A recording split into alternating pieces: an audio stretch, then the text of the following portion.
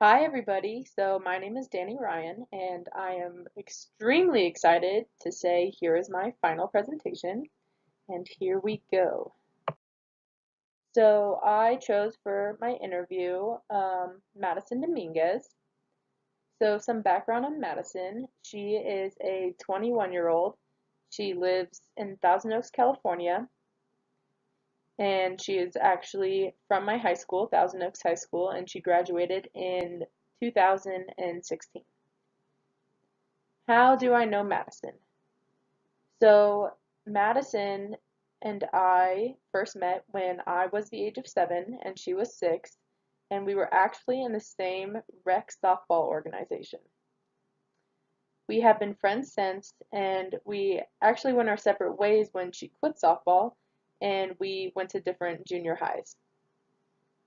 We came back together in high school, actually, when we were both on the varsity volleyball team, and we both started taking American Sign Language together.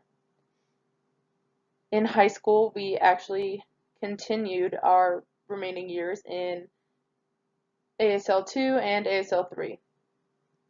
We were always partners for projects, and we were actually teacher's assistants together. Where is where did Madison start and where is she now? So Madison, after high school, she started her interpreting pursuit at Pierce Community College, which has one of the best deaf studies and interpreting program in the nation, actually, and she is currently still continuing her college education at California State University of Northridge, which is also pristine in their deaf studies and interpreting program. So, 4 questions that I asked Madison. One was, what were your struggles during your studies in the interpreting program? Two, have you ever been in a conflict with a school-based setting while interpreting? Three, how do you prepare before each day and each session for your work environment? And four, what was the hardest part during your interpreter certification and why?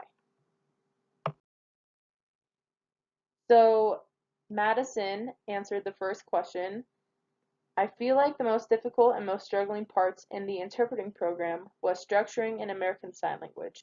There was a lot of times for me where I was given a lot of information, and during simultaneous interpretations I would go very English, more PSC than ASL. Also, with certain subjects, it was a lot harder to grasp the meaning and convey it in ASL without losing its meaning.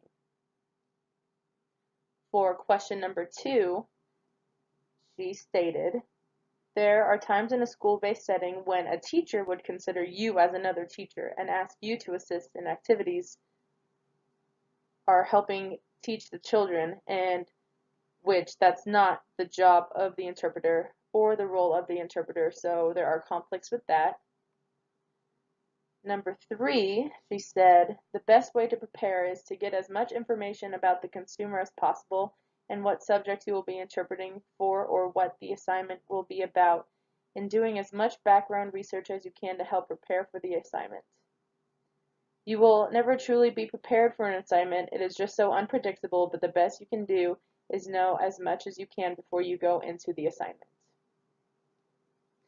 And number 4, she actually stated that she is not certified yet.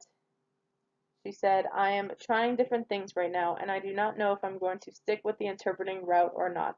I'm still taking classes and figuring it out, but I think I want to go into nursing.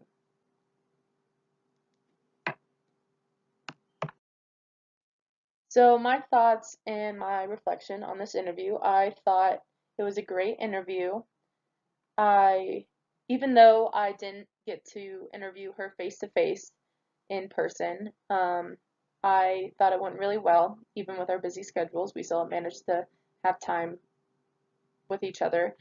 I thought her answers were very similar to the textbook and covered a lot of what we learned throughout the semester, and I thought it was extremely helpful because knowing what we read and what we worked on with our groups, it just makes me so eager to pursue this field and know what is coming ahead of me from both Madison's perspective on her real life struggles and views of interpreting, and that the textbook and how they were extremely similar.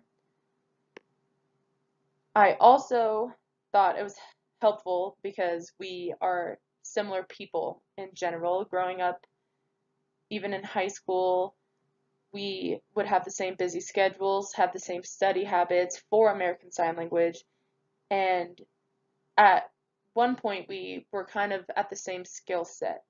Probably not now, she is way more successful than I am, but it makes me excited for the future as well, knowing that potentially one day I could become what she is.